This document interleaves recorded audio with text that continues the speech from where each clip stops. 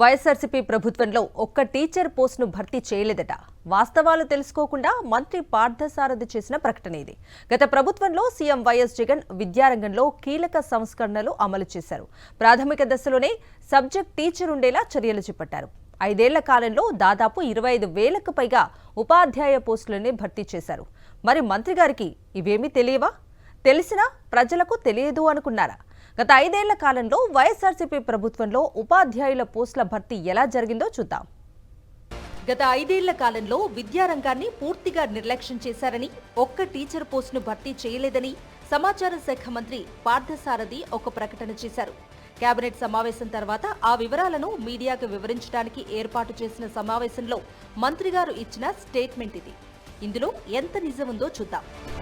గత ప్రభుత్వ హయాంలో విద్యారంగానికి అత్యధిక ప్రాధాన్యతనిచ్చారు. రాష్ట్ర చరిత్రలో ఎన్నడూ లేని విధంగా విద్యారంగంపై దాదాపు 75,000 కోట్ల రూపాయలు పైబడే ఖర్చు చేశారు. బడికి వెళ్లే విద్యార్థుల కోసం అమ్మఒడి ప్రవేశపెట్టి అమలు చేశారు. ప్రతి ఏడాది పాఠశాలలు తెరిచిన రోజునే విద్యా కానుక కిట్లను అందించేవారు. నాడు నేడు పేరుతో పాఠశాలలను కార్పొరేట్ స్థాయి హంగులతో తీర్చిదిద్దారు.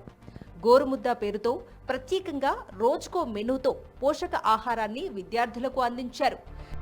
క్రమం తప్పకుండా విద్యా దీవెన, వసతి దీవెన పథకాలను అమలు చేస్తూ విద్యార్థులకు ఆర్థికంగా అండగా నిలిచారు.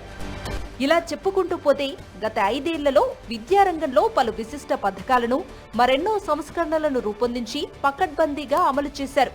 అంతేకాదు దాదాపు 25,000 మందికి పైగా టీచర్లను రిక్రూట్ చేశారు. అయితే ఆ విషయాన్ని కప్పిపుచ్చుతూ చంద్రబాబు ప్రభుత్వం మాట్లాడటం విస్మయానికి గురి చేస్తోంది.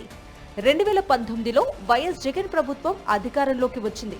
అప్పటి నుంచి 5 ఏళ్లలో భర్తీ చేసిన ఉపాధ్యాయుల పోస్టులు 25,000కు పైగా ఉన్నాయి.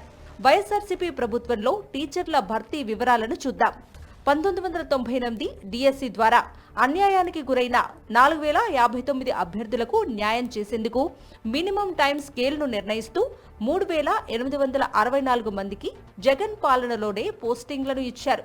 2008 డిఎస్సిలో మిగిలిపోయిన 1,910 మందిని ఎంజీఎస్ టీచర్లుగా జగన్ హయాంలోనే నియమించారు.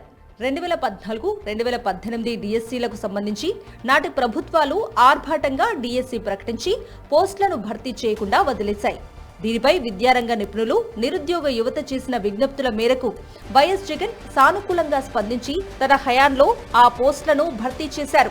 2014 డిఎస్సీకి సంబంధించి 8,926 మందిని, 2018 డిఎస్సీకి సంబంధించి 7,254 పోస్టులను జగన్ పాలనలోనే భర్తీ చేశారు. వీటికి తోడుగా స్పెషల్ డిఎస్సీ పోస్టులు, మోడల్ స్కూళ్లు, కేజీబీవీ స్కూళ్లు, జూనియర్ కాలేజీలు, పాలిటెక్నిక్లు, డిగ్రీ కాలేజీలలో భర్తీ చేసిన పోస్టులను కలుపుకుంటే మొత్తం 25,558 పోస్టులను వైఎస్ జగన్ పాలనలోనే భర్తీ చేశారు. ఒక పక్క విద్యారంగంలో విప్లవాత్మక పథకాలు, సంస్కరణలు, మరొక పక్క 25,000కు పైగా టీచర్ల భర్తీ. అయినా సరే అవేవీ వాస్తవాలు కాదన్నట్లుగా చంద్రబాబు ప్రభుత్వం మాట్లాడటం పట్ల సర్వత్రా విస్మయం వ్యక్తమవుతోంది. 25,000కు పైగా ఉపాధ్యాయుల పోస్టుల భర్తీతో పాటు ఈ ఏడాది ఫిబ్రవరిలో 6,100 పోస్టుల భర్తీకి నోటిఫికేషన్ ఇచ్చి రిక్రూట్మెంట్ ప్రక్రియను ప్రారంభించారు. అయితే ఎన్నికల కోడ్ రావడంతో ఆ ప్రక్రియ మధ్యలో ఆగిపోయింది. వాస్తవాలు ఇలా ఉంటే వాటిని విస్మరించిన చంద్రబాబు ప్రభుత్వం తప్పుడు ప్రకటనలతో ప్రజలను మభ్యపెట్టాలని చేస్తున్న ప్రకటనలపై సర్వత్రా విమర్శలు వెలువడుతున్నాయి.